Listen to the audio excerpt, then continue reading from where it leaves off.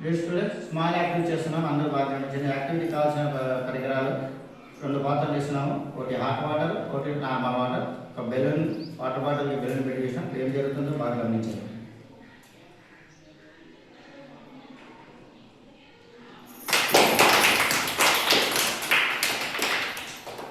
ఇప్పుడు చూడండి, normal water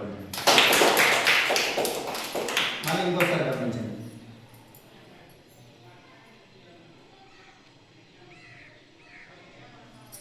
చూడు కదా, వేసింది కదా.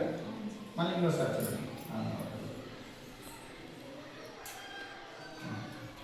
దీనికి రీజన్ తెలుసా? దీని రీజన్ ఏమంటే, దీనికి చార్లెస్ లా ప్రకారం, చార్లెస్ నియమం ప్రకారం జరుగుతుంది. చార్లెస్ నియమం అంటే ఏంటంటే, ముఖ్యంగా స్థిర పీడనం వద్ద దాని ఘనపరిమాణము దాని పరమ ఉష్ణోగ్రతకు అనులోమానుపాతంలో ఉంటుంది. అంటే constant pressure the volume is directly proportional to the absolute temperature.